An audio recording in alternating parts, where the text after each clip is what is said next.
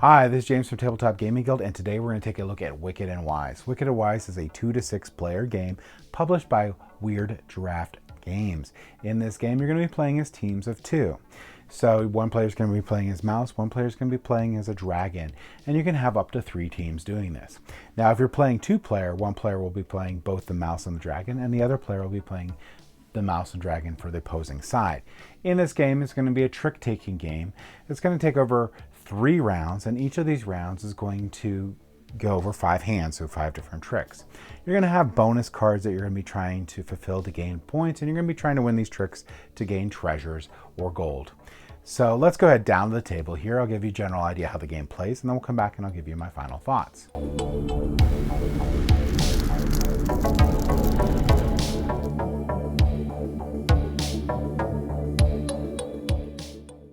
All right, so this is Wicked and Wise. Basically, in Wicked and Wise, your hoarding is a lot of work for a dragon and also a lot of play. In order to expand their hoards, dragons will challenge other dragons to games of cards. And this is going to be a trick-taking game, by the way. Sometimes they need a little help to win, so they call on mice who reside in their caves to stack the decks in their favor. So in this game, you're going to have, based on your player count here, you're going to have 2 to 3 teams. So if you're playing 2-player, you're going to be playing both the mouse and the dragon. But if you're playing 4-player, you're going to be, one player is going to be the mouse, one player is going to be dragon. Team 2 would have a mouse and a dragon, and then you can go up to 6 players, which would have a team 3 of a mouse and a dragon. So you'll get those out appropriately. You'll also take these different decks here, and you'll take out the cards for the different player counts in there. Specifically, mainly these bonus decks is one of the ones you definitely need to do. So the objective of the game is to work with your team to gain more coins than any other team during the game. You gain coins by meeting your chosen goals, using certain treasures, and using certain card abilities. This is a trick-taking game. If you haven't played a trick-taking game before, don't worry. This game is pretty straightforward in the way of trick-taking games. So again, you're going to have your roles. Someone's going to play the mouse, someone's going to be the dragon. Unless it's a 2-player game, then you're going to be playing with both. So game setup's pretty easy. Like I said, you're going to have to do some stuff to adjust the decks for your player counts, but you're basically going to set up this 1, 2, and 3 decks. You're going to set out the treasure decks here. You're going to separate out all the gem cards from this deck here, and then you're going to shuffle both of those, or shuffle all those decks up. This game is going to be played over 3 rounds, and each round is going to go through 5 tricks. And what you're going to do for this is you're going to hand out 10 cards to the dragon. So the dragon's going to get 10 cards.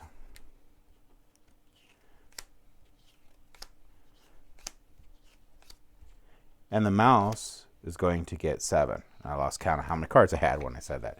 Oh, okay, so one more. And the mouse will get 7.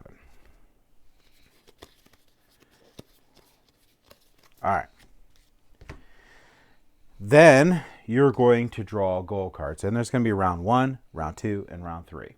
So the way that this is going to work is the dragon's going to draw cards for the round. So in the first round, they're going to draw 4 cards, and you're going to pass 2. So the dragon's going to look at these, say, I want these 2, pass 2 to the mouse, and the mouse is going to pick one, and that's what they have to actually get. Put it face up. Now in round 2, the dragon's going to pass 2 to 3 over, and the mouse could keep up to 1 and 2. And in game 3, around the final round, the dragon can pass 2 to 4 of them, so he could pass all of them to the mouse if he wanted, and the mouse could keep up to 1 to 3. Now you would be saying, like, why wouldn't I want to have tons of different goals that I could get?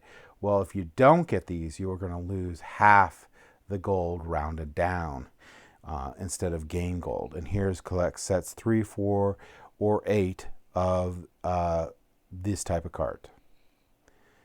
So that is what you want to do. There's also Let's see, look at a couple other ones I could have picked. There's some that you just have certain numbers, win 1 or 5 tricks. That's one of my favorite ones because that's pretty simple. All right. The other thing you'll do is you're going to pick your table talk. So these are table talk, and this will be what you guys determine. And you actually do this before you pick the bonus cards, but it'll determine when you can talk to each other about these. So this game, your team can only talk about your cards while choosing your goals. So that's it. So you can't talk about cards any other time. There's other ones here. While not choosing your goals. This game can only talk about your cards when not choosing your goals. So that's interesting. So you can pick which one of those. So you do your goals, you're ready to go. And now we're going to go over 5 tricks.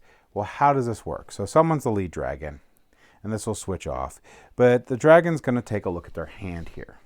And the suits will matter for the dragon because they will, the one with the highest is going to win that suit and that trick. So some of these I'm definitely looking for some cards with that symbol, which I happen to not have any. So I'm going to place one down. So let's say I placed this 11 down. All right, then the opponent, I'll just pick up some here. So the opponent's dragon will now play a card. So you have to follow the suit if you have it.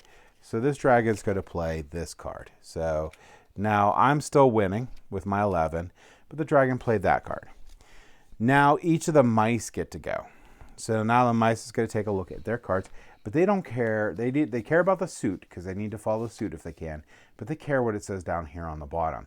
So this one says the mouse of the dragon may draw 3 basic cards and discard any 2 cards. So that's pretty cool. This one here, draw 1 gem or 2 basic cards and swap 1 card with the dragon. Now gems are really cool. So these gems here, they're trump. They beat everything. I could play them if I run out of a suit and I will automatically win. Now these ones here will, if two dragons play gems, the higher one will matter on here. And if the mouse plays it, then it's just this bottom ability on here. It doesn't really count towards who wins the trick. So let's say I did play this one. So I played this one here.